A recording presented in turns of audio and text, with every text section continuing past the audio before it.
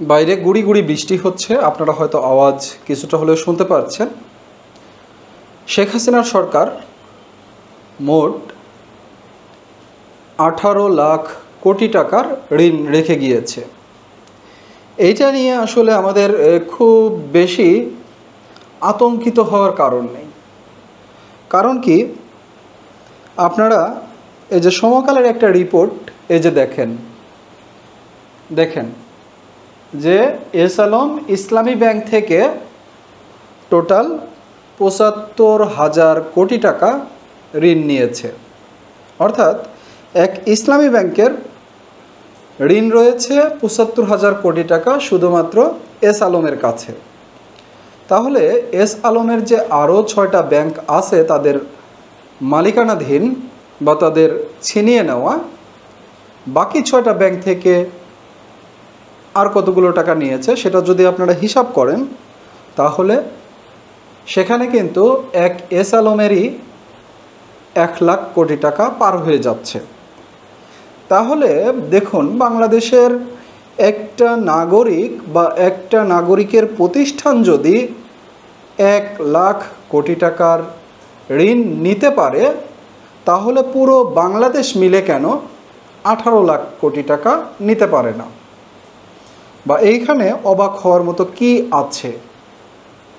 Just একটু আগে কমেন্টে জানান, আর ভিডিওটাতে লাইক দিয়ে দিন, আর অবশ্যই চ্যানেলটা সাবস্ক্রাইব করে রাখুন। তো মূল আলোচনায় যাচ্ছি।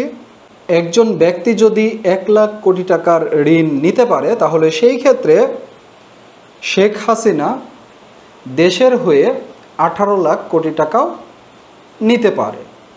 এখন এই 18 লাখ কোটি টাকা কোথা থেকে নিয়েছে? আমরা এস আলমের ক্ষেত্রে জানলাম যে তারা ইসলামী ব্যাংক থেকে নিয়েছে। এখন আমাদের সরকার কোথা থেকে ঋণ নিয়েছে বা কোন খাতে কত টাকা ঋণ নিয়েছে, এটার এখনও বিস্তারিত বিশদ বিবরণ আমাদের কাছে আসেনি বা পত্রপত্রিকাতেও আসেনি। তবে সরকার যেই ঋণ নিয়ে থাকে সেটা দুইভাবে নিয়ে থাকে, একটা হলো ইন্টারনাল, একটা হলো এক্সটার্নাল, বা একটা দেশের অভ্যন্তরে আরেকটা দেশের বাহিরে। দেশের অভ্যন্তরে নিয়ে থাকে সেটা বাংলাদেশ ব্যাংকের মাধ্যমে আপনাদের থেকে সঞ্চয়পত্র বিক্রি করে বা আপনাদের কাছে ট্রেজারি বন্ড বিক্রি করে সেখান থেকে যেই টাকাটা নিয়ে থাকে সেটা গভর্নমেন্টের ওয়ান কাইন্ড অফ ঋণের সোর্স। ঠিক আছে, এরপরে আরেকটা নিয়ে থাকে, সেটা হলো বাংলাদেশ ব্যাংক থেকে ডিরেক্টলি নিয়ে থাকে। সেই ক্ষেত্রে কি করে, বাংলাদেশ ব্যাংক টাকা ছাপিয়ে গভর্নমেন্টকে দেয়। এটা কিন্তু সবচেয়ে বড় আতঙ্কের বিষয় যে আপনার জিডিপি বাড়ছে না, কিন্তু আপনার টাকার পরিমাণ বাড়ছে। তাহলে যখন আপনার টাকার পরিমাণ বেড়ে যাচ্ছে, তার ফলে কিন্তু আপনার যেই নিত্য প্রয়োজনীয় দ্রব্যাদি আছে সেটা কিন্তু লাফিয়ে লাফিয়ে দাম বেড়ে সামনের দিকে এগিয়ে যাচ্ছে, আর আপনি সেই দ্রব্যাদি থেকে আপনি পিছিয়ে যাচ্ছেন। অর্থাৎ আপনার ক্রয় ক্ষমতাটা কমে যাচ্ছে। এমনকি যেই এস আলমের কথা আমি বললাম, সেই এস আলমকে লোন দেওয়ার জন্য যেই ইসলামী ব্যাংক লিকুইডিটি ক্রাইসিসে পড়েছে, প্রতিদিন বাংলাদেশ ব্যাংককে জরিমানা দিয়েছে, সেই ইসলামী ব্যাংকের লিকুইডিটিটা নর্মাল রাখার জন্য বা এই ইসলামী ব্যাংকটাকে টিকিয়ে রাখার জন্য বাংলাদেশ ব্যাংক নতুন করে টাকা ছাপিয়ে জনগণের কল্লা কেটে সেই টাকা ইসলামী ব্যাংককে দিয়েছে, আর সেখান থেকে এস আলম টাকাগুলো বের করে নিয়েছে। আলটিমেটলি সব দায়ভার জনগণের উপরে পড়েছে।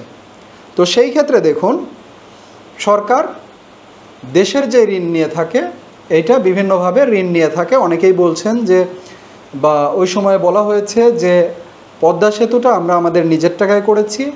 হ্যাঁ, বাংলাদেশিরা বাংলাদেশিদের টাকায় করেছে, কিন্তু গভর্নমেন্ট কিন্তু ঋণ হিসেবে নিয়ে করেছে। অর্থাৎ সেই ঋণের ভাগ কিন্তু আপনার ঘাড়ের উপরেও পড়েছে। অর্থাৎ আজকে যেই শিশুটা জন্মগ্রহণ করছে তার মাথার উপরেও কিন্তু প্রায় 1,20,000 টাকার কাছাকাছি ঋণের বোঝা ঝুলছে। এর বাইরে বিদেশ থেকে বিভিন্নভাবে ঋণ নেওয়া হয়ে থাকে, সহযোগিতা নেওয়া হয়ে থাকে এবং IMF থেকে নেওয়া হয়ে থাকে। দেশের যেই ঋণগুলো আছে এই ঋণগুলো টাকা উৎপাদন করে বা টাকা ছাপিয়ে পরিশোধ করা হয়ে থাকে, যেটা ইতিপূর্বে করা হয়েছে।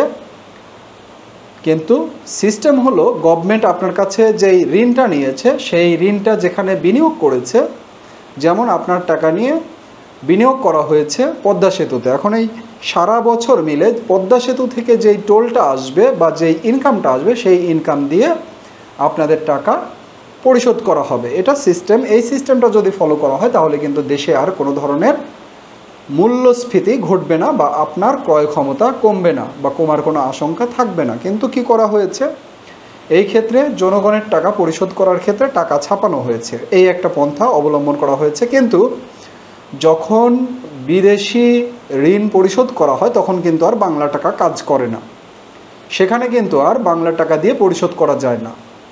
সেই ক্ষেত্রে কিন্তু গভর্নমেন্টকে তাকিয়ে থাকতে হয় তার রিজার্ভের উপরে, যে কারণে একটা দেশের রিজার্ভ যখন কমে যায় তখন কিন্তু সেই দেশটা অর্থনৈতিকভাবে দুর্বল হয়ে পড়ে এবং এই রিজার্ভের পরিমাণটা কমে যাওয়ার কারণে সে কিন্তু আর নিত্য প্রয়োজনীয় দ্রব্যাদি বা বিভিন্ন গার্মেন্টস ফ্যাক্টরি উৎপাদনমুখী শিল্পের জন্য যেই ইম্পোর্টগুলো প্রয়োজন পড়ে বা বাহির থেকে যেই পণ্যগুলো আমদানি করার প্রয়োজন পড়ে সেটা কিন্তু সম্ভব হয় না। কারণ আপনার হাতে যদি ডলার না থাকে আপনি কিন্তু পেমেন্ট করতে পারবেন না, আপনার LC ওপেন করতে পারবেন না, এর ফলশ্রুতিতে বাইরে থেকে কোনো কিছু আমদানি হবে না। তো সেই ক্ষেত্রে আমাদেরকে তাকিয়ে থাকতে হয় আমাদের রপ্তানি আয় এবং বৈদেশিক রেমিটেন্স আয়ের উপরে, এবং সেই আয়টা আসে কিন্তু আমাদের যারা রেমিটেন্স যোদ্ধা আছেন তাদের হাত ধরে। সো এই যে বিশেষ বিশেষ খাতে ঋণ করে রাখা হয়েছে, যেটা পাওয়া গিয়েছে তথ্য, সেই তথ্য অনুযায়ী 2009 সালে এই শেখ হাসিনার সরকার যখন ক্ষমতা গ্রহণ করে তখন কিন্তু এই মোট ঋণের পরিমাণ ছিল 3 লাখ কোটি টাকার কাছাকাছি, যেটা এই 15 বছরে বেড়েছে 7 গুণ, প্রায় 6 থেকে 7 গুণ বেড়েছে।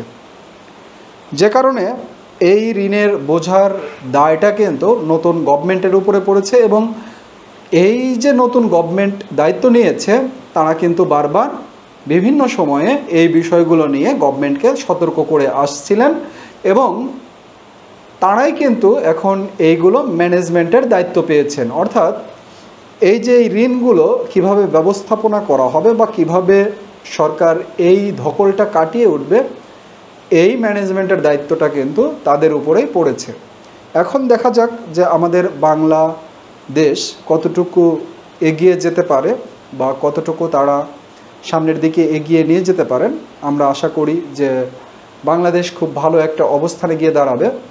আপনারা যতই শুনেছেন যে আমরা তৃতীয় বিশ্বের বা ডেভেলপমেন্ট কান্ট্রি হিসেবে আত্মপ্রকাশ করেছি, কিন্তু তার অন্তরায় বা তার অপোজিটে কিন্তু এক ভয়াবহ চিত্র লুকিয়েছিল, যেটা আমরা এর আগে কখনো দেখতে পাইনি। বিভিন্ন প্রজেক্ট উন্নয়নের কথা বলে তার এগেইনস্টে কিন্তু হাজার হাজার কোটি টাকা লুটপাট করা হয়েছে। সুতরাং এখন আমাদেরকে দেশ বাঁচাতে হলে অবশ্যই আমাদেরকে প্রত্যেকের জায়গা থেকে আমাদের নিজ নিজ দায়িত্ব পালন করতে হবে। তো ভালো থাকবেন, সুস্থ থাকবেন, দেখা হবে পরবর্তী ভিডিওতে ইনশাআল্লাহ। আল্লাহ হাফেজ।